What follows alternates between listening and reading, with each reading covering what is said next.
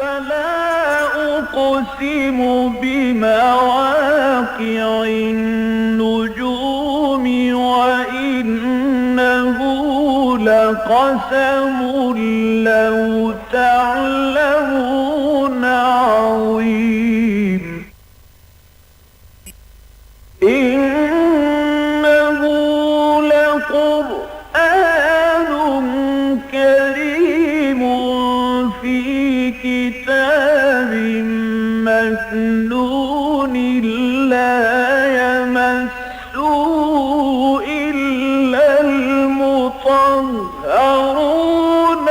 تنزيل من رب العالمين.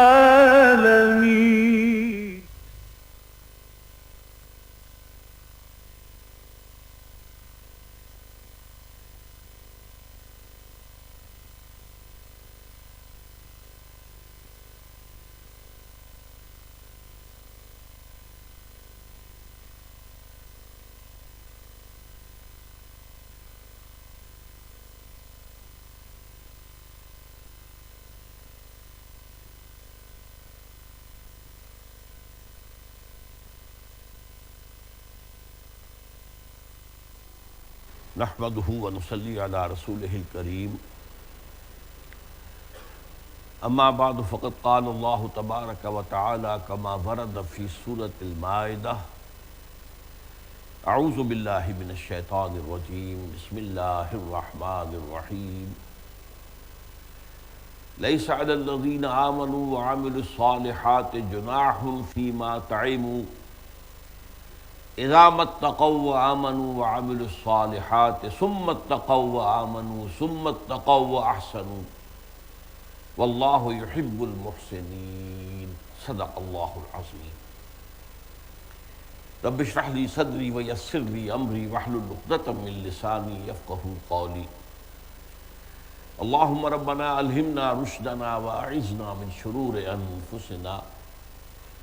اللهم أرنا الحق حقا وارزقنا اتباعه وأرنا الباطل باطلا وارزقنا اجتنابه. اللهم اجعلنا من عبادك المحسنين. اللهم اجعلنا من عبادك المحسنين. اللهم اجعلنا من عبادك المحسنين. آمین یا رب العالمین. حضور صلی اللہ علیہ وسلم کی امت جو بنی ہے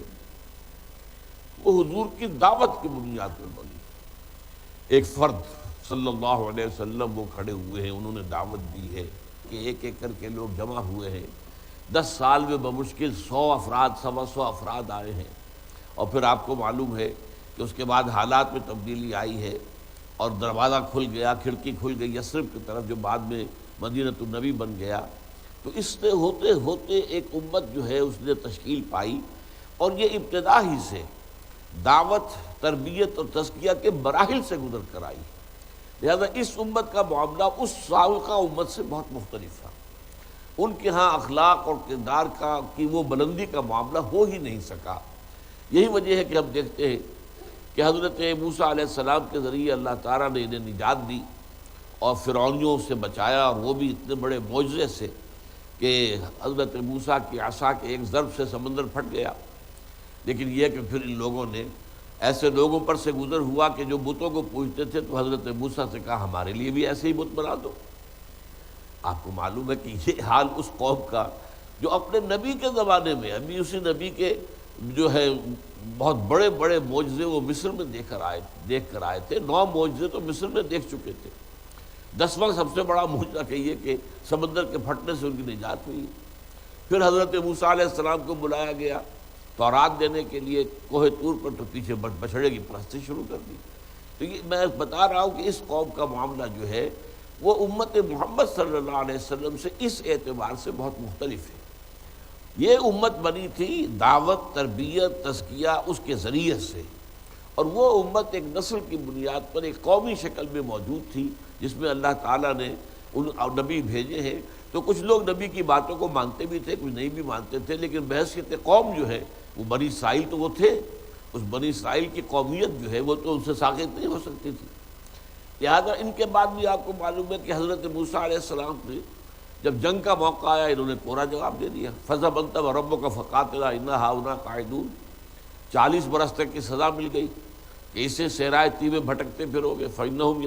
يَتِيهُونَ فِي الْأَرْضِ 40 سنة۔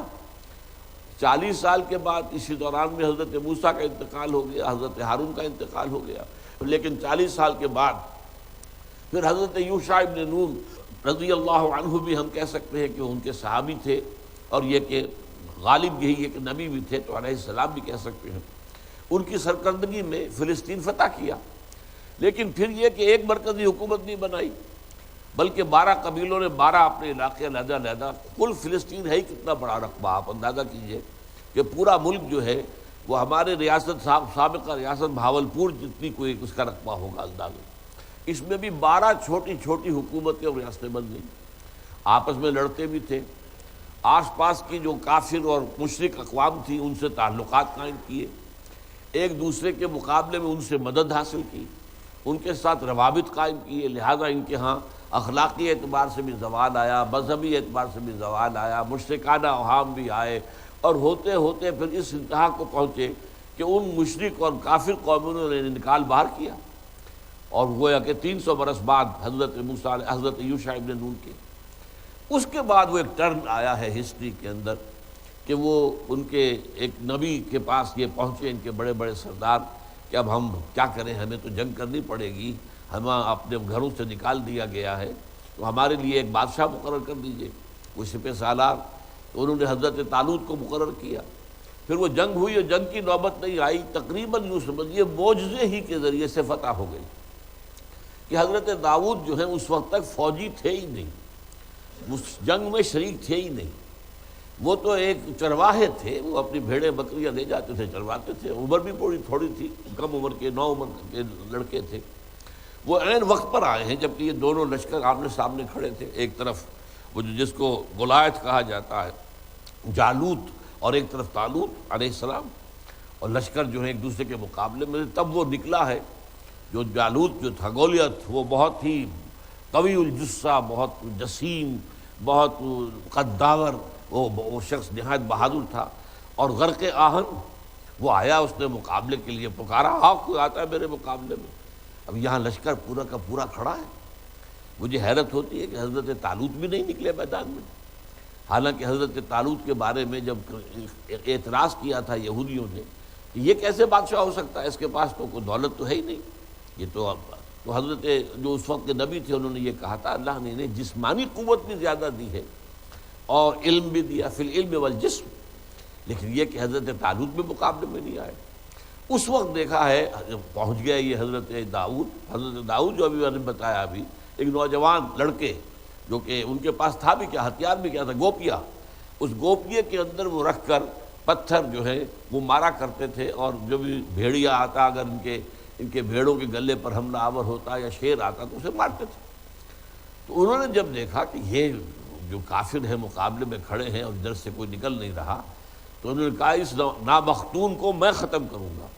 نامختون وہ جس کی ختنہ نہیں ہوئی، یہ گویا کہ ان کے نزدیک سب سے بڑی گالی تھی، کیونکہ حضرت ابراہیم علیہ السلام کی سنت میں سے ختنہ ہے،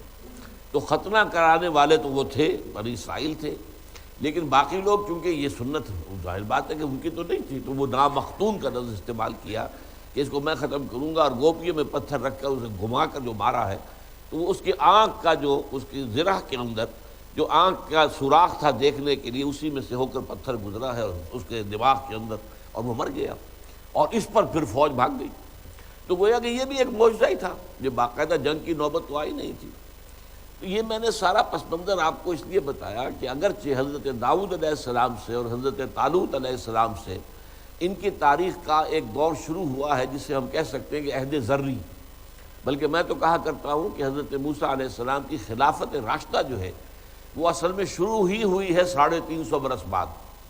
یعنی یہ کہ ایک تو ہے ہماری جو امت ہے اس میں حضور صلی اللہ علیہ وسلم کے بعد خلافت راشدہ متصل ہے، حضور کے انتقال کے فوراً بعد خلیفہ راشد حضرت ابوبکر صدیق رضی اللہ تعالی عنہ، پھر ان کے ساتھ متصلاً حضرت عمر ہے، پھر حضرت عثمان ہے، حضرت علی ہے، اور یہ متصل زمانہ ہے۔ وہاں یہ کہ حضرت موسیٰ علیہ السلام کے انتقال کے اتنے طویل عرصے کے بعد پھر ان کا وہ عہد ذری آیا ہے جسے ایک اعتبار سے ان کی تاریخ کا خلافت راشدہ کہا جا سکتا ہے، اور اس میں یہ ہے کہ 16 سال کی حکومت جو ہے وہ حضرت طالوت کی، اور 40 برس کی حضرت داؤد اور حضرت سلیمان کی۔ لیکن حضرت داؤد علیہ السلام کا معاملہ بھی یہ ہے کہ جس قوم کی اللہ تعالیٰ نے انہیں حکومت عطا کی تھی اور سربراہی عطا کی تھی، ہمیشہ اس سے نالا رہے ہیں، ان کے کردار سے، ان کی اخلاق سے، ان کے دینی معاملات سے سخت تنقیدیں۔ چنانچہ زبور جو کتاب اللہ تعالیٰ نے انہیں دی تھی، جو ان کے مضامیر ہیں، مضمومات ہیں، ان کے اندر سے بہت سخت شدید تنقیدیں جو ہیں وہ حضرت داؤد علیہ السلام کی زبان مبارک کے ذریعے سے بنی اسرائیل کے لیے ہے۔ معلوم ہوتا ہے کہ ان کا وہ کوئی اخلاقی معیار اتنا اونچا نہیں تھا، بلکہ وہاں پر وہ پستیاں موجود نہیں، اس کے باوجود، اس ساری تاریخ کے گزرنے کے باوجود کہ ان کے اوپر تنقیدیں شدید ترین حضرت داؤد علیہ السلام نے بھی کی اور حضرت عیسیٰ ابن مریم نے بھی کی۔ اب یوں سمجھیے کہ یہ گویا کہ ان کے ہاں ان کی جو تاریخی اعتبار سے ان کی عظمت کا دور ہے وہ حضرت داؤد سے شروع ہوتا ہے، اور حضرت عیسیٰ علیہ السلام ان کے آخری نبی ہیں۔ تو ان دونوں کا نام لے لیا ہے، ورنہ یہ کہ اکثر اگر آپ اولڈ ٹیسٹامنٹ کا مطالعہ کریں، قدیم جو ہے کتاب مقدس کا جو ہے اولڈ ٹیسٹامنٹ، عہد نامہ قدیم، تو ہر نبی نے بڑے سخت الفاظ میں تنقیدیں کی، ان کو لعنت اور ملامت کی ہے۔ لیکن خاص طور پر یہاں میں آپ کو پڑھ کر سنا دینا چاہتا ہوں، مولانا امیر احسن اصلاحی نے اپنی تفسیر تدبر قرآن میں یہ داؤد علیہ السلام کے بھی جو تنقید اور جو لعنت ملامت تھی بنی اسرائیل پر، اس کا ایک حصہ نقل کیا ہے، اگرچہ انہوں نے حوالے تو دیے ہیں۔ زبور کا باب 12، پھر باب 28، پھر باب 40،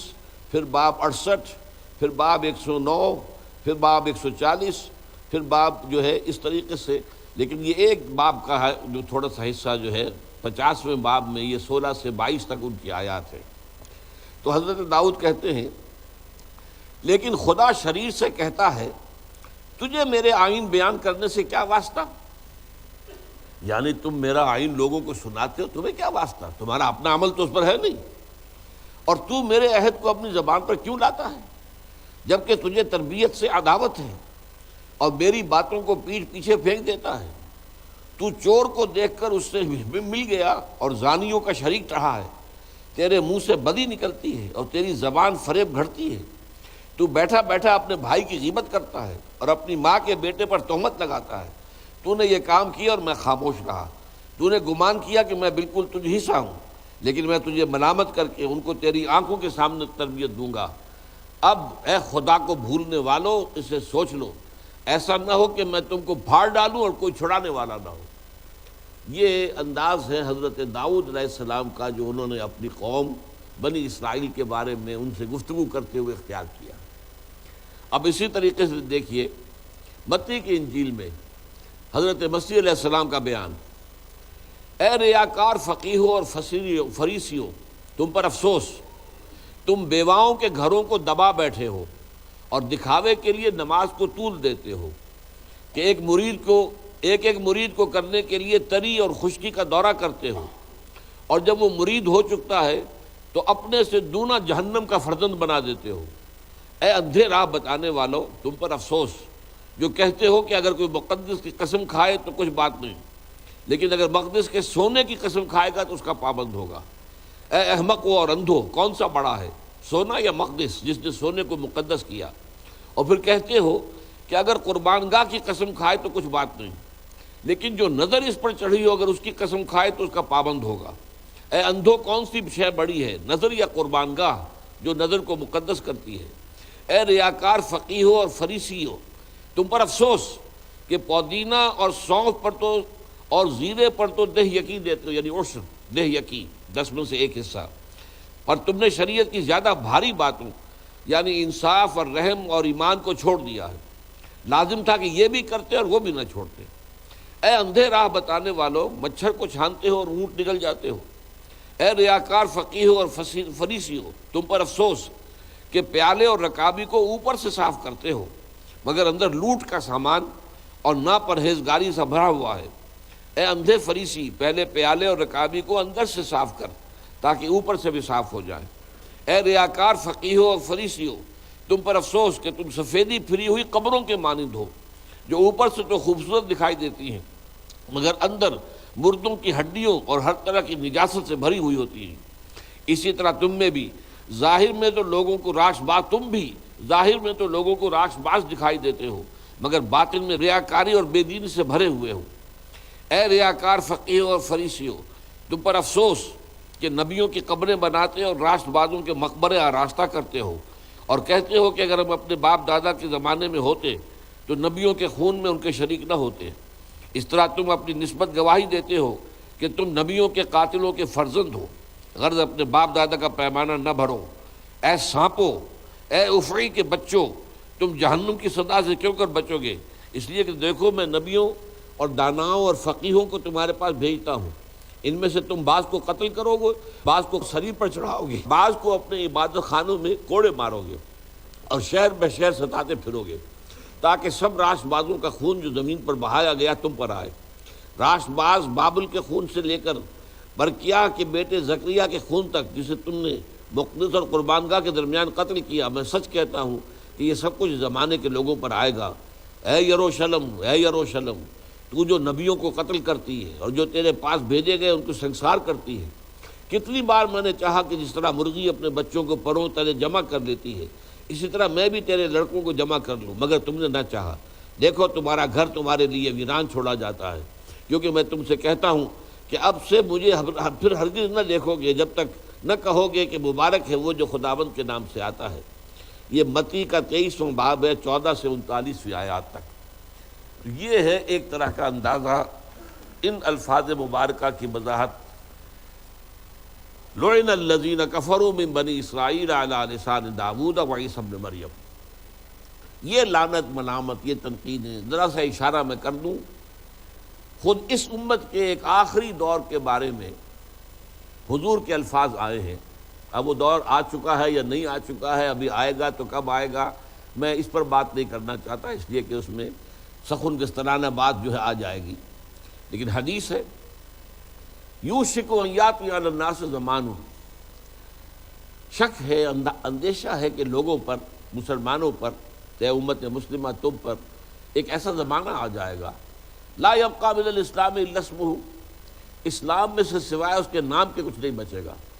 ولا یبقی من القرآن الا رسمہ، اور قرآن سے میں سے اس کے رسم الخط کے سوا کچھ نہیں بچے گا۔ مساجدہم عامرۃ، ان کی مسجدیں آباد تو بہت ہوگی، وہی خراب من الہدی، ہدایت سے خالی ہوگی۔ وہ ایک رسم ہے جو ہو رہی ہے، ایک اٹھک بیٹھک ہے جو ہو رہی ہے، ایک رسم جو ہے وہ چل رہی ہے۔ بس مساجدہم عامرۃ، اور بڑی آباد بھی ہوگی اور بڑی خوشنما بھی ہوگی اور شاندار بھی ہوگی، عالی شان بھی ہوگی، وہی خراب من الہدی وعلماؤہم۔ اب یہاں دیکھیے یہ فقیہوں اور فریسیوں، یہ ساری گفتگو حضرت عیسیٰ علیہ السلام کی ہوئی ہے علماء یہود کے بارے میں۔ سب سے بڑی گندگی جو آ گئی تھی اصل میں یہودیوں میں، وہ ان کے علماء میں تھی، اور باقی پوری قوم پر تو ظاہر بات ہے اس کا عکس تھا، لیکن وہ جہلاء تھے، یہ لوگ کہ جو اپنے آپ کو دین کا ٹھیکیدار سمجھتے تھے اور جو سمجھتے تھے کہ اصل میں دین کے علمبردار ہم ہیں، ان کے اندر جو گراوٹ آ چکی تھی اخلاقی اعتبار سے، کہ تمہاری مثال ان قبروں کے مانند ہے جن کے اوپر تو سفیدی پھری ہوئی ہے، اسی طرح تم نے لباس تو بڑا اعلیٰ مذہبی پہنا ہوا ہے، جبہ قبا جو ہے تمہارا، لیکن یہ ہے کہ تمہارے اندر جو کچھ ہے وہ جیسے قبر کے اندر گلی سڑی ہڈیوں کے سوا کچھ نہیں ہوتا، تمہارے اپنے اندر بھی، تمہارے وجود کے اندر بھی کوئی جو ہے خیر موجود نہیں۔ تو اسی اعتبار سے ان کا معاملہ تھا۔ تو اس کے بعد میں آخری الفاظ اس حدیث کے آپ کو سنا رہا ہوں، علماؤہم شر من تحت عدیم السماء، ان کے علماء جو ہے وہ آسمان کی چھت کے نیچے کی بدترین مخلوق ہوگی۔ یہ الفاظ محمد رسول اللہ صلی اللہ علیہ وسلم۔ من عندہم تخرج الفتنۃ وفیہم تعود، ان کے اندر ہی سے فتنہ برآمد ہوگا اور انہی کے اندر گھس جائے گا۔ فتنہ پیدا کرنے کے سوا علماء کا کوئی کام نہیں رہے گا، تفرقہ ہوگا، فتنہ ہوگا، ایک دوسرے کے اوپر کفر کے فتوے ہوں گے، اور جو بھی کچھ ہو رہا ہے آج ہماری نگاہوں کے سامنے ہے۔ یہ ساری چیزیں کہ جو یہاں ہم نے پڑھی ہیں، کسی نہ کسی درجے میں تو ہمارے ہاں جنہیں ہم علماء سو کہتے ہیں، ظاہر بات ہے کہ علماء کی اکثریت علماء حق پر مشتمل نہیں ہے۔ اگر علماء کی اکثریت علماء حق پر مشتمل ہوتی تو امت کا حال یہ نہ ہوتا جو آج ہے۔ یقیناً علماء حق ہیں، اس سے زمانہ خالی نہیں ہوگا کبھی بھی، لیکن یہ کہ اکثریت کا عالم کیا ہے، وہ ایک پیشہ ہے، اور اس پیشے کے اندر پیشے میں جو بھی خرابیاں ہوتی ہیں اور پروفیشنل جیلسی جو کہ سرور، اسی طریقے سے ان کے درمیان حسد اور بغض اور عداوت اور ایک دوسرے کے خلاف آپ کو معلوم ہے جو جذبات ہیں، اس نے اس امت کو بانٹ کر رکھ دیا۔ یہ ساری کیفیت آئی ہے، لیکن بہرحال وہ جو شدت ہم نے دیکھی حضرت مسیح علیہ السلام کے کلام میں، بہرحال حضور کے الفاظ میں وہ شدت تو نہیں ہے، لیکن ایک جامع ترین جملہ علماءہم شر من تحت ادیم السماء، آسمان کی چھت کے نیچے کی بدترین مخلوق علماء ہوں گے۔ اللہ تعالیٰ اس کیفیت سے ہمیں محفوظ رکھے، آمین یا رب العالمین۔ لعن الذین کفروا من بنی اسرائیل علی لسان داؤد و عیسی ابن مریم ذالک بما عصوا وکانوا یعتدون۔ یہ لعنت کیوں کی گئی؟ دو الفاظ آئے، اس لیے کہ انہوں نے عصیان کی روش اختیار کی۔ عصیان کا لفظ جو ہے وہ اللہ تعالیٰ کے بارے میں آئے گا، اللہ کے احکام کو توڑنا، اللہ کی نافرمانی کرنا، اللہ کی جو شریعت ہے اس کی خلاف ورزی کرنا۔ وکانوا یعتدون، اور زیادتی کرتے تھے۔ یہ ہے گویا کہ انسانوں کے مابین ایک دوسرے کے اوپر دست درازی کرنا، ایک دوسرے کے حق تلفی کرنا، ایک دوسروں پر زیادتی کرنا۔ کانوا لا یتناہون عن منکر فعلوہ، ان کا معاملہ یہ تھا کہ وہ ایک دوسرے کو روکتے نہیں تھے منکر سے کہ جس پر وہ عمل کرتے تھے۔ اب یہ بھی ایک بہت گہری بات ہے، ایک قوم کے اندر جب اخلاقی پستی جو ہے ایک خاص حد سے آگے پہنچ جائے تو اس کے بعد کوئی کسی کو ٹوکتا نہیں۔ میں اگر اسے اس کی برائی پر ٹوکوں گا یہ مجھے پکڑ لے گا، لہذا خاموش رہو۔ کانوا لا یتناہون عن منکر فعلوہ، کے مابین ایسا نہیں تھا کہ گناہ نہیں تھا، گناہ تھا، منکر تھا، برائی ہوتی تھی، لیکن وہ ایک دوسرے کو روکتے نہیں تھے۔ اور نہ روکنا اسی وجہ سے ہوتا ہے کہ ظاہر بات ہے کہ میں کس منہ سے روکوں، میرا اپنا حال کیا ہے، میں اگر اس پر اعتراض کروں گا تو یہ اس سے بڑا اعتراض مجھ پر جڑ دے گا۔ کانوا لا یتناہون عن منکر فعلوہ لبئس ما کانوا یفعلون، یقیناً بہت برا تھا وہ طرز عمل، وہ فعل جو وہ کرتے تھے۔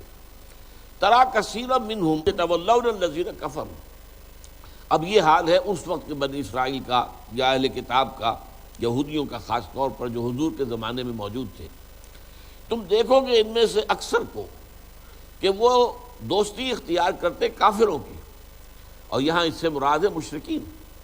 یعنی مکے کے یہودی جو ہیں وہ مشرکین مکہ کے ساتھ دوستی کرتے تھے۔ ان کے سامنے نامہ و پیام ان کا چلتا رہتا تھا، ایک دوسرے کو پیغام دیتے تھے، دعوت بھی دیتے تھے کہ آؤ حملہ کرو، ہم یہاں سے اندر سے بغاوت کریں گے، تم ذرا باہر سے آ کے حملہ کرو تاکہ محمد صلی اللہ علیہ وسلم اور ان کی اس دعوت کا جو ہے خاتمہ کر دیا جائے۔ لبئس ما قدمت لہم انفسہم، بہت ہی برا تھا جو ان کی جانوں نے، ان کے نفسوں نے ان کے واسطے آگے بھیجا ہے۔ یعنی ہم جو کچھ کر رہے ہیں وہ اپنے لیے آگے بھیج رہے ہیں، آگے سامان بھیج رہے ہیں، ہمارے گناہ جا کر کہیں جمع ہو رہے ہیں اور ان کی سزا جو ہے ہمیں بھگتنی پڑے گی، ان کی جواب دہی ہمیں کرنی پڑے گی۔ لبئس ما قدمت لہم انفسہم، ان کے نفوس نے، ان کی جانوں نے، یعنی انہوں نے جو چیز بھی ان کے لیے اپنے لیے آگے بھیجی ہے وہ بہت ہی بری ہے۔ ان سخط اللہ علیہم، جس کا نتیجہ یہ ہوگا کہ اللہ تعالیٰ ان پر غضبناک ہوگا۔ وفی العذاب ہم خالدون، اور وہ عذاب میں ہمیشہ ہمیش رہیں گے۔ وَلَوْ كَانُوا يُؤْمِنُونَ بِاللَّهِ وَالنَّبِيِّ، اور اگر وہ ہوتے ایمان لانے والے اللہ پر اور نبی پر صلی اللہ علیہ وسلم، وَمَا أُنزِلَ إِلَيْهِ، اور اس چیز پر کہ جو نبی پر نازل کی گئی ہے، مَتَّخَذُوهُمْ أَوْلِيَاءَ، تو وہ ان کفار مشرکین کو اپنے دوست اور اپنے ساتھی اور اولیاء نہ بناتے۔ وَلَٰكِنَّ كَثِيرًا مِّنْهُمْ فَاسِقُونَ، لیکن ان کی اکثریت جو ہے وہ فاسقوں پر مشتمل ہے۔ لَتَجِدَنَّ أَشَدَّ النَّاسِ عَدَاوَةً لِلَّذِينَ آمَنُوا الْيَهُودَ وَالَّذِينَ أَشْرَكُوا، تم لازماً پاؤ گے اہل ایمان کے عداوت میں شدید ترین یہودیوں اور ان کو کہ جنہوں نے شرک کا روش اختیار کی ہے۔ وَلَتَجِدَنَّ أَقْرَبَهُمْ مَوَدَّةً لِلَّذِينَ آمَنُوا، اور تم لازماً پاؤ گے ان میں سب سے زیادہ قرب رکھنے والے، سب سے زیادہ محبت میں اہل ایمان کے قریب وہ ان لوگوں کو الذین قالوا انا نصارى، جنہوں نے یہ کہا کہ ہم نصارہ ہیں۔ ذالک بان منہم قسیسین ورہبانا وانہم لا یستکبرون، اور یہ اس لیے ہے کہ ان میں عالم بھی ہیں اور درویش لوگ بھی ہیں، وَأَنَّهُمْ لَا يَسْتَكْبِرُونَ، اور یہ کہ وہ استکبار نہیں کرتے، تکبر نہیں کرتے، بلکہ متواضع مزاج کے لوگ ہیں، عجز اختیار کرنے والے ہیں، تکبر اختیار نہیں کرتے۔ اس آیت پر اس سے پہلے ہم گفتگو کر چکے ہیں، اس لیے کہ آیت نمبر 51 جو ہے سورہ مبارکہ کی، اس میں اہل کتاب کو یکجا کیا گیا ہے۔ یا ایھا الذین آمنوا لا تتخذوا اليہود والنصارى اولیاء بعضهم اولیاء بعض، اے ایمان والو، یہود اور عیسائیوں کو، نصارہ کو اپنا دوست مت بناؤ، پشت پناہ نہ بناؤ، حمایتی مت سمجھو، اس لیے کہ وہ تو ایک دوسرے کے حمایتی ہے، پشت پناہ ہے، مددگار ہے، اور اگر تم میں سے کوئی ان کے ساتھ دوستی کی روش اختیار کرے گا فإنہ منہم، تو پھر وہ انہی میں شمار ہوگا۔ تو میں نے اس وقت عرض کیا تھا، اس آیت کا حوالہ دیا تھا کہ تھوڑا سا ایک ظاہری تضاد ان دو آیتوں میں محسوس ہوتا ہے۔ وہاں دونوں کو ایک کہا گیا ہے، یہود اور نصارہ یہ دونوں ایک ہیں، دونوں کی ایک دوسرے سے محبت ہے۔ یہاں ان کا طرز عمل مختلف بیان کیا جا رہا ہے۔ یہود انتہائی شدید دشمن اور مشرکین مکہ انتہائی شدید دشمن، لیکن اس کے برعکس وہ لوگ جو اپنے آپ کو نصارہ کہتے تھے، انہیں ہم آج عیسائی کہتے ہیں، وہ لوگ جو ہیں وہ مسلمانوں سے بہت قریب تھے، اور ان کے اندر جو ہے مسلمانوں کے خلاف کوئی عداوت اور دشمنی، اس کے جذبات موجود نہیں تھے۔ اچھا، یہ ایک واقعہ ہے، اور میں نے اس وقت وضاحت کر دی تھی کہ یہ جو آیت ہے، آیت نمبر 82 جو اب اس وقت ہم پڑھ رہے ہیں، یہ اصل میں اس وقت کی صورتحال کو ڈپکٹ کر رہی ہے جو اس وقت تھی، اور وہ جو آیت نمبر 51 ہے وہ گویا کہ ایک طرح کی پیشن گوئی تھی جو آج پوری ہوئی۔ آج یہودی اور نصرانی ایک ہو چکے ہیں، بلکہ عیسائی جو ہے وہ یہودیوں کے تسلط میں ہیں، ان کے قبضے میں ہیں، وہ یہودیوں کے اعلی کار ہیں، اور یہودی ان سے جو چاہتے ہیں وہ کروا رہے ہیں۔ لیکن جو معاملہ جو اس وقت اس آیت ہم پڑھ رہے ہیں، یہ اس وقت کا تھا۔ اس وقت کی صورت یہ تھی کہ یہودی بدترین دشمن تھے مسلمانوں کے، اور مشرکین بدترین دشمن تھے، اور ان کی آپس میں دوستی تھی اور گٹھ جوڑ تھا، جبکہ عیسائیوں کا معاملہ مختلف ہے۔ تاریخی طور پر ہمیں معلوم ہے کہ ابھی مکی دور ہی تھا حضور کی حیات طیبہ کا، کہ اس وقت وہاں جو شدید ترین پرسیکیوشن ہوئی، تو حضور نے اجازت دے دی کہ تم لوگ چاہو تو چلے جاؤ، حبشہ چلے جاؤ، جن سے بھی یہاں کی سختیاں برداشت نہیں ہو رہی ہیں انہیں اجازت دے دی گئی کہ حبشہ چلے جاؤ، وہاں ایک نیک دل حکمران ہے، وہاں تمہیں امن مل جائے گا۔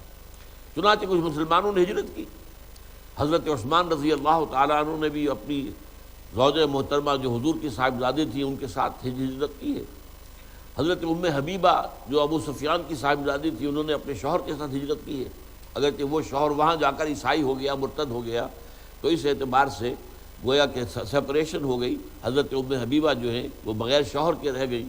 یہی وجہ ہے کہ پھر حضور نے پیغام بھیجا تھا ان کی دلجوئی کے لیے، اور پھر حضور کا نکاح ہوا حضرت ام حبیبہ سے، اور نکاح پڑھا تھا نجاشی نے۔ بہرحال حبشہ میں جب یہ حضرات پہنچے ہیں تو نجاشی کا معاملہ آپ کے علم میں ہے، عیسائی تھا، عالم تھا، اور یہ بات اچھی طرح سمجھ لیجئے، اسے مولانا اصلاحی صاحب نے خاصی وضاحت کے ساتھ اپنی تفسیر میں بیان کیا تدبر قرآن میں، کہ اصل میں یہودیوں میں یہ دو فرقے ابتدا ہی سے ہو گئے تھے۔ ایک شمعون کے پیروکار تھے، سائمن جس کو کہا جاتا ہے بائبل کے سائمن، اور ایک تھے پال کے جو ماننے والے تھے۔ یہ پال جو ہے یہ تو حضرت مسیح کی زندگی جب تک حضرت مسیح موجود تھے دنیا میں، وہ ایمان بھی نہیں لایا، بلکہ کٹر دشمن تھا، ایذا پہنچاتا تھا حضرت مسیح کو بھی اور حواریین کو بھی۔ لیکن حضرت مسیح کے رفع سماوی کے بعد پھر اس نے لبادہ اوڑھا، اور اس نے گویا کہ ڈھونگ رچایا کہ مجھے جو ہے خاص جو ہے وہ رویا حاصل ہوئی ہے، اور مسیح سے میری ملاقات ہوئی ہے، عیسیٰ سے، اور میں ان پر ایمان لایا ہوں، اور اس کے بعد وہ ان میں شامل ہوا حواریین کے اندر، اور پھر اس نے اتنی حیثیت وہاں حاصل کر لی کہ اکثر لوگوں کو اپنا پیروکار بنا لیا، اور اسی نے اصل میں جو حضرت مسیح علیہ السلام کا اصل دین تھا اس میں ساری خرابی پیدا کی ہے۔ تثلیث کا گھڑنے والا بھی وہی شخص ہے۔ اسی طریقے سے حضرت مسیح نے جو کہا تھا اپنے حواریین سے کہ تم دعوت و تبلیغ کا کام صرف یہود میں کرو گے، میں اسرائیل کے گھرانے کی کھوئی ہوئی بھیڑوں کی تلاش میں آیا ہوں، میں باقی پوری نوع انسانی کے لیے نبی بنا کر نہیں بھیجا گیا ہوں۔ یہ معاملہ صرف نبی اکرم صلی اللہ علیہ وسلم کا ہے کہ آپ پوری نوع انسانی کے لیے نبی اور رسول بنا کر بھیجے گئے، وَمَا أَرْسَلْنَاكَ إِلَّا كَافَّةً لِلنَّاسِ بَشِيرًا وَنَذِيرًا۔ لیکن اس کے اندر بھی ترمیم کی سینٹ پال نے اور اسی طریقے سے سب سے بڑی بات یہ کی کہ سینٹ پال نے شریعت منسوخ کر دی. جو حضرت عیسیٰ یہ کہہ کر گئے تھے کہ شریعت موسوی بھی تم پر لاگو رہے گی، اس نے کہا نہیں، شریعت موسوی ہم پر لاگو نہیں ہے، اور انجیل میں شریعت ہے نہیں. لہذا جو پالزم ہے، جو اس وقت کی کرسچینٹی ہے، وہ حقیقت میں پالزم ہے. یہ ایک بہت بڑی حقیقت ہے جس کا کہ اعتراف کیا ہے ڈاکٹر مائیکل ہارٹ نے. وہ جو دی 100 کتاب ہے مشہور، اس کا سب سے بڑا معاملہ یہ ہے کہ نمبر 1 پر وہ حضور کو لایا ہے کہ تاریخ انسانی کی عظیم ترین شخصیتوں کا ایک جو چناؤ کیا اس نے، سلیکشن اینڈ گریڈیشن، اور درجہ بندی کی کہ ان میں سب سے اونچا کون ہے اور پھر کون ہے اور پھر کون ہے، تو نمبر 1 پر حضور کو لایا. اتنی بڑی سچی بات کہنے کی اللہ نے اسے توفیق دی. اسی کو یہ توفیق بھی ملی کہ اس نے کہا کہ جو اس وقت کی عیسائیت ہے وہ اصل میں پالزم ہے. عیسائیت کی حیثیت جو ہے حضرت مسیح علیہ السلام جب تک دنیا میں تھے، اس کی حیثیت یہود کے ایک فرقے کی تھی، یہود کے ایک جماعت کی تھی، بس اس سے زیادہ نہیں تھی. ایک علیحدہ مستقل مذہب کی شکل جو اس نے اختیار کی ہے وہ اصل میں پال کے ذریعے سے، یہ پالزم ہے. تو پالزم میں جو خرابیاں ہیں، آج کی عیسائیت تقریباً پوری کی پوری جو ہے وہ پال کے ماننے والوں پر ہے. یہ سائمن شمعون کے ماننے والے جب تک رہے، اور حضور صلی اللہ علیہ وسلم کے زمانہ بعثت تک یہ لوگ موجود تھے، اور یہ لوگ جن کا میں اب تذکرہ کر رہا ہوں یہ اپنے آپ کو نصارہ کہتے تھے، جبکہ یہ عیسائی جو ہیں انہوں نے اپنے لیے لفظ کرسچین اختیار کیا تھا. انہوں نے کرسچینٹی اور کرسچین کا لفظ جو ہے پال کے جو ماننے والے تھے انہوں نے اختیار کیا، جبکہ جو حضرت شمعون کے جو پیروکار تھے وہ اپنے آپ کو نصارہ کہتے تھے. اب نصارہ میں اشارہ ادھر بھی ہے کہ مسیح ناصری، حضرت مسیح علیہ السلام کا جو ولادت کا مقام ہے وہ ناصرہ ہے، ایک گاؤں ہے. اسی طریقے سے نحن انصار اللہ والی بات جو آئی ہے تو انصار اس سے بھی نصارہ ہو سکتا ہے. تو گویا کہ ان روایات کے حامل اس وقت تک عیسائی موجود تھے جس وقت کا تذکرہ اس آیت میں ہو رہا ہے. ان میں سے حضرت نجاشی کا معاملہ میں بیان کر رہا تھا کہ جب قریش نے بھیجا ہے عمرو بن العاص کو، اس وقت تک وہ ایمان نہیں لائے تھے، اس لیے میں رضی اللہ تعالیٰ عنہ کے الفاظ استعمال نہیں کر رہا، وہ ایک قریش کے سردار تھے، انہیں بھیجا گیا اس لیے کہ نجاشی سے کچھ ذاتی ان کے مراسم تھے کہ جا کے لے کے آؤ ان کو. یہ جو ہمارے بگوڑے وہاں پہنچ گئے ہیں، وہ گیا وہاں پر، اس نے نجاشی سے کہا کہ ہمارے کچھ غلام بھاگے ہوئے آ گئے ہیں، آپ کے ہاں چھپ گئے ہیں، پناہ لے لی ہے، ہمیں واپس کر دیجیے. انہوں نے بلایا دربار میں کہ میں پہلے ان سے بات سنوں گا کہ ان کی بات کیا ہے. اور جب وہاں پوچھا گیا تو انہوں نے حضرت جعفر طیار نے رضی اللہ تعالیٰ عنہ حقیقت بیان کی. اس پر جب اس نے دیکھا عمرو بن العاص نے کہ نجاشی جو ہے وہ تو کچھ متاثر ہو رہا ہے، تو اس نے آخری جو ہے ترب کا پتہ جسے کہتے ہیں وہ پھینکا کہ دیکھیں ان سے پوچھیں یہ عیسیٰ کو کیا کہتے ہیں، یہ عیسیٰ کو خدا کا بیٹا نہیں مانتے. ان کا یہ خیال تھا عمرو بن العاص کا کہ اس پر تو بھڑک اٹھے گا نجاشی کہ پوچھے گا کہ کیا کہتے ہو تم عیسیٰ کے بارے میں. تو پھر جب حضرت جعفر طیار رضی اللہ تعالیٰ عنہ نے سورہ مریم کی آیات پڑھی ہیں اور ان میں جو نقشہ کھینچا گیا قال انی عبد اللہ آتانی الکتاب وجعلنی نبیا وجعلنی مبارکا اینما کنت واوصانی بالصلاۃ والزکاۃ ما دمت حیا وبرا بوالدتی ولم یجعلنی جبارا شقیا. تو اس پر اس نے کہا کہ بالکل صحیح پوزیشن حضرت مسیح کی یہی ہے جو ان آیات میں آئی ہے.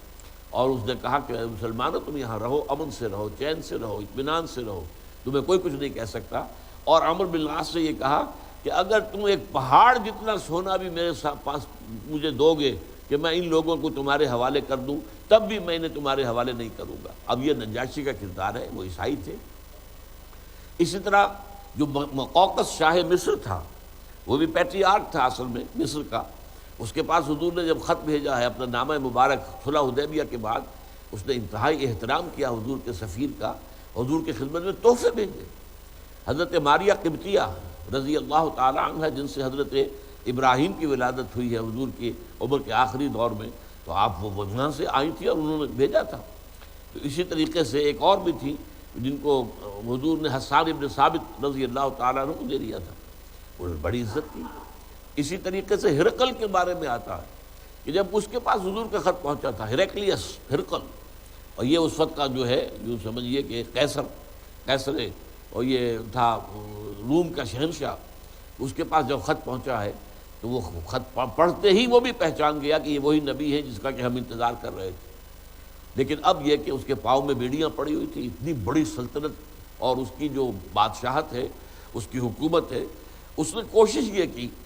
کہ تقریباً 250 برس قبل جو واقعہ پیش آیا تھا دوبارہ وہی ہو جائے۔ 250 برس قبل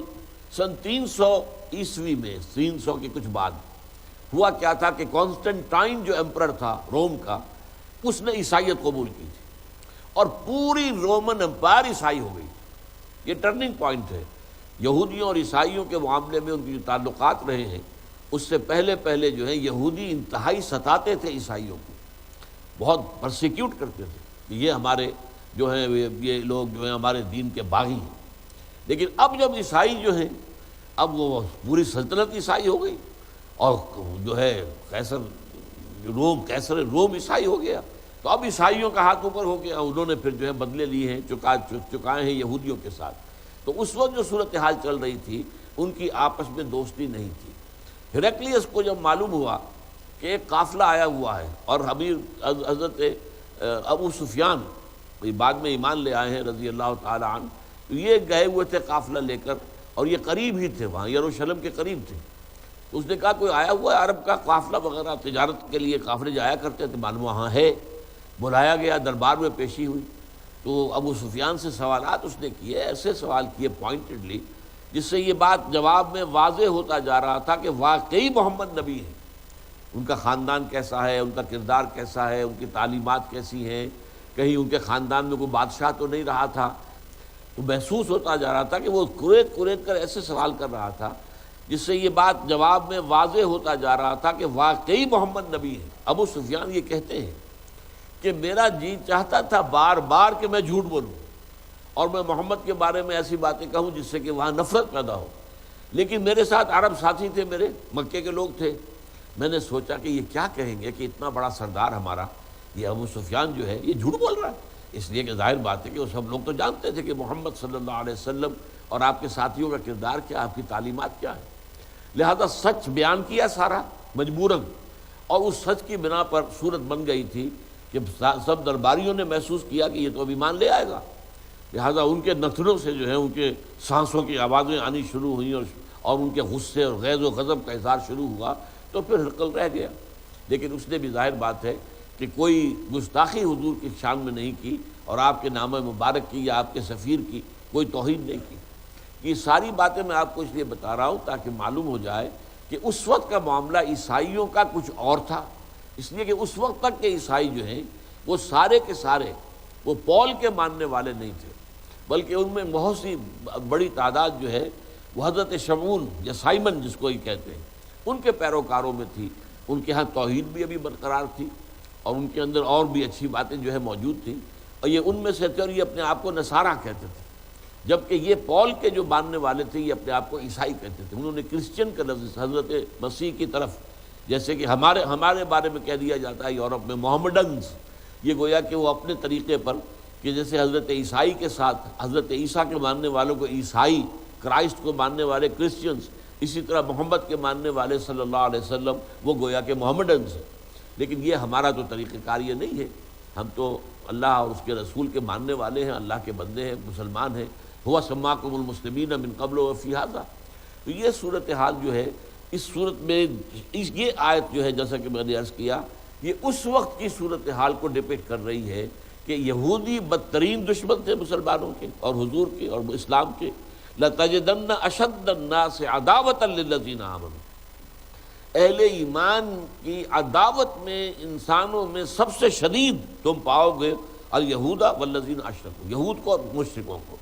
مشرکین مکہ یا مشرکین عرب کہہ لیجئے اور یہودی، ان کا گٹھ جوڑ تھا حضور کے خلاف صلی اللہ علیہ وسلم۔ لیکن وَلَتَجِدَنَّ أَقْرَبَهُمْ مَوَدَّةً لِلَّذِينَ آمَنُوا الَّذِينَ قَالُوا إِنَّا نَصَارَىٰ، لیکن محبت کے اعتبار سے یا قرب جو ہے قرابت کے اعتبار سے تم قریب ترین پاؤ گے اہل ایمان کے ان لوگوں کو جو کہتے ہیں کہ ہم نصارہ ہیں۔ ذالک بأن منہم قسیسین و رہبان، اور یہ اس لیے ہے کہ ان میں قسیس بھی ہیں اور رہبان بھی ہیں۔ قسیس کا لفظ جو ہے نصارہ کے ہاں علماء کے لیے آتا ہے اور رہبان جو ہے راہبوں کے لیے آتا ہے۔ یہودیوں کے ہاں جو ہے وہ احبار کہتے تھے علماء کو، اور جو ان کے ہاں صوفی منش لوگ ہوتے تھے، درویش منش لوگ، انہیں ربائز، آج کل بھی لفظ جو ہے ربائز چلتا ہے۔ تو ربی یونا قرآن مجید میں بھی آیا ہے، ربی یونا کثیر، تو ربی یون کا لفظ وہاں سے آیا ہے۔ تو یہ الفاظ جو ہیں چاروں یہ وہاں سے آئے ہوئے ہیں عربی کے اندر، اور قرآن نے ان کو اڈاپٹ کر لیا ہے۔ تو قسیس جو ہیں یہ ان کے علماء تھے، اور رہبانن اور راہب یہ رہب سے بنا ہے جس کی معنی خوف، یعنی ایسے لوگ کہ جن کے اندر اللہ کا خوف، اللہ کا تقوی وہ بہت شدید پیدا ہو جاتا تھا، اور دنیا سے بالکل بیزار ہو کر، دنیا سے لا تعلق اختیار کر کے، یہ حضرت مسیح علیہ السلام کے پیروکاروں میں سے جو لوگ انتہا پسندی کی طرف مائل ہو گئے تھے، ان پر سورہ حدید کے اندر تنقید بھی آئی ہے، ما کتبناها علیہم رہبانیۃ ابتدعوها، انہوں نے رہبانیت کی جو ہے وہ بدعت ایجاد کی، ہم نے یہ ان پر نہیں لکھی تھی۔ لیکن یہاں ان کا ایک اچھا پہلو بیان کیا جا رہا ہے کہ ظاہر بات ہے کہ دل میں ان کے سوز تھا، اور دل کے اندر جو ان کے ہے وہ جو عجز تھا، عاجزی تھی، ذالک بانہم ان منہم قسیسین ورہبانا وانہم لا یستکبرون، تکبر نہیں تھا، استکبار نہیں تھا۔ بحیرہ بھی ایک راہب تھا جس نے حضور کو پہچان لیا تھا بچپن میں ہی، جب ابو طالب کے ساتھ ایک تجارتی قافلے کے ساتھ شام گئے ہیں حضور، ابھی آپ کا لڑکپن تھا، بچپن تھا، تو اس نے پہچان لیا اور پوچھا یہ کون ہے، تو بتایا گیا، کہنے لگے اس بچے کو اپنی حفاظت میں رکھنا، یہودی اگر کہیں اس کو پالیں گے تو قتل کر دیں گے، تو اس کی پہچان لیا۔ ایک اور عیسائی راہب اسی طرح کا تھا جس کی رہنمائی سے حضرت سلمان فارسی رضی اللہ تعالیٰ عنہ ایمان لائے، کیونکہ وہ تو ایران میں پیدا ہوئے تھے، ان کا باپ جو ہے آتش کدے کا بڑا پجاری تھا، لیکن انہوں نے سوچا حضرت ابراہیم کی طرح علیہ الصلاۃ والسلام، یہ کیا ہے کہ آگ ہم جلائیں، آگ میں ایندھن ڈالیں، آگ جلے تو ہم اس کے آگے ہاتھ جوڑ کر کھڑے ہو جائیں۔ انہوں نے اپنا دین چھوڑ دیا، باپ نے گھر سے نکال دیا جیسے حضرت ابراہیم کو نکال دیا گیا، انہوں نے وہاں سے ہجرت کی، شام میں آ گئے، یہاں آ کر انہوں نے عیسائیت اختیار کر لی، اور عیسائی راہبین کی صحبت، اور ظاہر بات ہے کہ حضور کی بعثت سے پہلے اسلام اب عیسائیت ہی تھی، عیسائیت ہی اب دین اسلام تھا جب تک کہ حضور تشریف نہیں لائے۔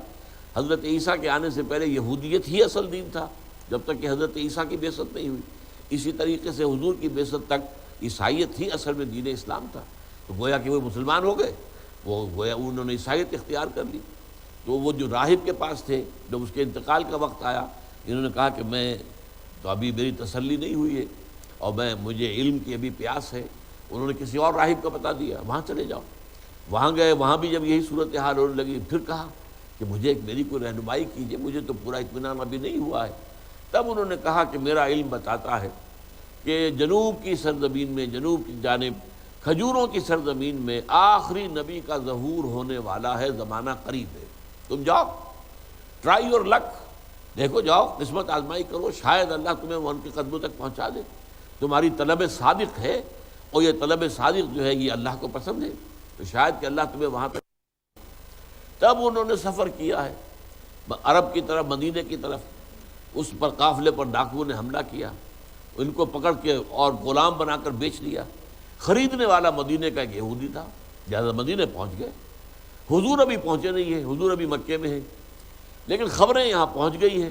کہ مکے میں ایک شخص نے دعویٰ کیا ہوا نبوت کا، گویا کہ انہیں محسوس ہو گیا کہ یہ بات جو راہب نے کہی تھی وہ تو گویا کہ ہو گئی ہے، لیکن اب ان کے پاؤں میں تو غلامی کی بیڑیاں ہیں، یہ تو مکے نہیں جا سکتے، مدینے سے کیسے نکلے، غلام ہیں۔ یہاں تک کہ پھر حضور تشریف لائے ہیں، اور میں یہ کہا کرتا ہوں سلمان فارسی رضی اللہ تعالیٰ عنہ کا مقام یہ ہے کہ یہاں پیاسا کنویں کے پاس نہیں گیا، کنواں جو ہے پیاسے کے پاس چل کر آیا صلی اللہ علیہ وسلم۔ تو حضرت سلمان نے پھر جب یہ معلوم ہوا کہ حضور تشریف لے آئے ہیں، تو اپنے اس آقا سے کہہ سن کر کچھ کھجوریں حاصل کی، وہ لے کر آئے حضور کی خدمت میں، ہاں پیش کی کہ یہ قبول فرما لیجیے۔ فرمایا کیا ہے؟ عرض کیا کہ یہ صدقہ۔ فرمایا نہیں، صدقہ میں نہیں لیتا، یہ میرا باقی حق ہے، تقسیم کر دوں۔ پھر جو ہے کچھ عرصے کے بعد پھر آئے، پھر کچھ لے کر آئے کھجوریں۔ اب پوچھا کیا ہے؟ فرمایا، عرض کیا کہ یہ ہدیہ ہے۔ پھر ہاں ٹھیک ہے، ہدیہ میں قبول کرتا ہوں۔ یہی نشانی اس راہب نے بتائی تھی کہ وہ صدقہ قبول نہیں کریں گے، ہدیہ قبول کر لیں گے، بس یہ ایمان لے آئے، پاؤں میں پڑ گئے۔ اب یہ صورتحال تھی کہ اس وقت کی عیسائیت جو ہے اسے آپ آج کی عیسائیت پر قیاس نہ کریں۔ آج کی عیسائیت کا معاملہ وہی ہے جو آیت نمبر 51 میں سامنے آیا ہے، یا ایھا الذین آمنوا لا تتخذوا اليہود والنصارى اولیاء بعضهم اولیاء بعض، وہ ایک دوسرے کے ساتھ ان کا گٹھ جوڑ ہے۔ آج عیسائی یہودی گٹھ جوڑ ہے۔ آج جو نیو ورلڈ آرڈر کا طوفان جو اٹھایا جا رہا ہے یہ ان دونوں کے اشتراک سے، بلکہ اصل حقیقت یہ ہے کہ اس میں جو بالا تر معاملہ ہے وہ یہودیوں کا ہے، ساری سازشیں ان کی ہیں، اور وہ ہیں جو حقیقت کے جو عیسائیوں کو آلہ کار کے طور پر استعمال کر رہے ہیں۔ عیسائیوں میں خاص طور پر پروٹیسٹنٹس، یہ مذہب انہوں نے جو ہے ایجاد بھی کروایا یہودیوں نے، اور انہوں نے پھاڑ دیا، عیسائیت کو دو حصوں میں تقسیم کیا، کیتھولکس اور پروٹیسٹنٹس۔ کیتھولکس یہودیوں کے خلاف رہے ہیں حال ہی تک، لیکن اب انہوں نے بھی ان کو معاف کر دیا ہے، اور جو پچھلا پوپ تھا جو فوت ہو چکا ہے، اس نے جو ہے وہ ایک دے دیا تھا فتویٰ کہ یہ یہودی حضرت مسیح کے سولی چڑھائے جانے کے ذمہ دار نہیں۔ حالانکہ اس سے پہلے پوری تاریخ جو ہے ان کی تمام اناجیل اب بھی لکھتی ہیں یہ کہ یہودیوں کا فتویٰ تھا، جس کے تحت جو وہاں پائلیٹس پونٹس گورنر تھا رومی، اس نے جو ہے سولی پر چڑھانے کا حکم دیا ہے، اور اپنے ہاتھ اس نے دھوئے، باقاعدہ تشلا منگایا پانی کا، اس میں ہاتھ دھویا، اس نے کہا I wash my hands of the blood of Jesus, میں تو اپنا ہاتھ دھو رہا ہوں، میرا کوئی حصہ نہیں ہے، جیسس کا خون بہانے میں میرا کوئی دخل نہیں ہے، یہ تمہارا اصرار ہے۔ یہ اصل میں جو آٹونومی انہوں نے دے رکھی تھی یہودیوں کو مذہبی طور پر، تو اس میں ان کی پابندی تھی کہ یہودیوں کا کوئی جو بھی ان کا جو دو فقہا کا جس کو ہیڈن کہتے تھے، وہ وہاں سے جو فتویٰ آ جائے گا مذہبی اعتبار سے، اس کو ایگزیکیوٹ کرنے کے پابند ہوں گے۔ یہ ان کا آپس میں گویا کہ ایک طرح کی انڈرسٹینڈنگ تھی، لہذا پائلیٹس پونٹس نے پھر دیا ٹھیک ہے اس کو جا کے سولی چڑھا دو۔ واقعی یہ کہ وہ حضرت مسیح تو تھے ہی نہیں، وہ تو کوئی اور تھا، وہ تو جوڈاس اسکریوٹ تھا جس نے غداری کر کے حضرت مسیح کو اس وقت کی جو تاریخ ہے اس کے مطابق گرفتار کرایا تھا۔ حضرت مسیح کو تو جس باغ میں وہ روپوش تھے وہاں پر ابھی رومی سپاہی داخل ہوئے بھی نہیں ہیں، جوڈاس صرف اندر آیا ہے اور اس نے کہا تھا کہ تم ذرا باہر ٹھہرو، تھوڑی دیر کے بعد اندر آنا، جس کو میں کہوں اے میرے استاد، بس اس کو پکڑ لینا، وہی مسیح ہے۔ رومنس جانتے نہیں تھے زیادہ حضرت مسیح کو، رومی سپاہیوں کو کیا سروکار تھا اس سے، بس وہ ہوا کہ لیکن جب یہ داخل ہوا ہے عین اسی وقت چھت پھٹی ہے اس کمرے کی، کوٹھری کی۔ باغوں میں جیسے آپ کو معلوم ہوتا ہے کوٹھریاں ہوتی ہیں، اس کے اندر کوئی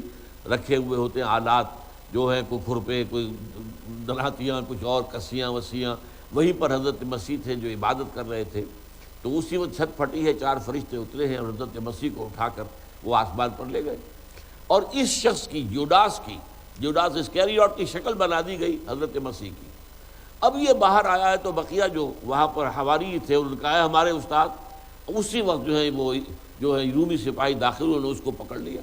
اور اسی کو سولی چڑھایا۔ یہ ساری تفصیل جو انجیل برنباس میں ہے، برنباس بھی حضرت مسیح کے حوارین میں سے ایک تھے، اور ان کی انجیل جو ہے وہ صحیح ترین انجیل ہے، اور اس میں جس قدر کثرت کے ساتھ اور جس کا تکرار کے ساتھ حضور صلی اللہ علیہ وسلم کی پیشین گوئیاں وارد ہوئی ہیں، وہ واقعتاً لائق مطالعہ ہے۔ اور یہ کہہ دیتے ہیں یہ لوگ کہ کسی مسلمان نے لکھی ہوگی، ہمارے ہاں تو اس کا تذکرہ ہی نہیں تھا، سرے سے پورے 1200-1300 برس تک انجیل برنباس کا ذکر ہمارے ہاں کسی نے نہیں کیا، کسی عالم دین نے نہیں کیا، نہ حضور نے فرمایا اس کے بارے میں کچھ، نہ قرآن مجید میں تذکرہ ہے، نہ اس کے بعد ہماری کتابوں میں کوئی تذکرہ ہے۔ کسی مسلمان نے لکھی ہوتی تو ہمارے ہاں تذکرہ ہوتا اس کا، اسے دلیل کے طور پر پیش کرتے، عیسائیوں کے خلاف مناظرے میں اس کا حوالہ دیتے، لیکن نہیں، یہ تو پوپ کی لائبریری سے یہ نسخہ برآمد ہوا ہے اور پھر وہ چھپا ہے، اور اب دنیا کے اندر وہ عام ہے۔ برنباس ایونجیلیم برنابے جو برنباس کی انجیل ہے، اس سے یہ معلوم ہوا۔ بہرحال صورتحال جو میں نے آپ سے عرض کی وہ یہ ہے کہ یہودیوں اور عیسائیوں کے درمیان یہ فرق جو اس آیت میں سامنے آ رہا ہے، اور جو بہت نمایاں فرق ہے، تاریخی اعتبار سے ثابت ہے فرق، کہ بدترین دشمنی یہودیوں اور مشرکین عرب کو تھی، اور ان کا آپس میں گٹھ جوڑ تھا، لیکن مسلمانوں اس کے ساتھ ایک نرم دل رکھنے والے اگر تھے تو وہ عیسائی تھے۔ نجران کے عیسائیوں کا وفد بھی جب آیا تھا تو ان کے جو بڑے دونوں سردار تھے وہ دل میں جو ہے قائل ہو گئے تھے، اور جب جیسا کہ ہم سورہ آل عمران میں پڑھ چکے ہیں، جب آخر میں جب مناظرے کی اختتام ہو گیا اور بات کو انہوں نے نہیں مانی تو پھر آپ کو معلوم ہے مباہلے کی دعوت دی گئی، مباہلے سے وہ بھاگ گئے اور راتوں رات جو ہے وہاں سے نکل گئے، مباہلہ کرنے کی جرت نہیں ہوئی۔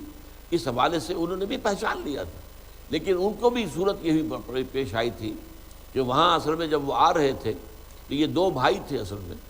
تو ان میں سے جو بڑا تھا وہ اسقف تھا ان کا، تو وہ چھوٹے کے گھوڑے نے یا اونٹ ہو جو بھی ہو اس نے کو ٹھوکر کھائی، تو اس نے کہا تعس الابعد، ہلاک ہو جائے وہ دور والا۔ اس نے کہا بڑے نے کہ یہ دور والا کون، کس کو کہہ رہے ہو؟ تو محمد کو صلی اللہ علیہ وسلم۔ نہیں مت کہو، وہ اللہ کا نبی ہے۔ تو اس نے کہا پھر مانتے کیوں نہیں؟ کہ اگر ہم مان لیں گے تو ہمیں جو مراعات حاصل ہیں جو ہرقل کی طرف سے، سلطنت روما کی طرف سے جو ہمیں مراعات ملتی ہے، ہمیں مدد ملتی ہے، وہ ہمارا سلسلہ بند ہو جائے گا، لہذا مانیں گے تو نہیں، لیکن حقیقت میں تو وہ نبی ہے صلی اللہ علیہ وسلم۔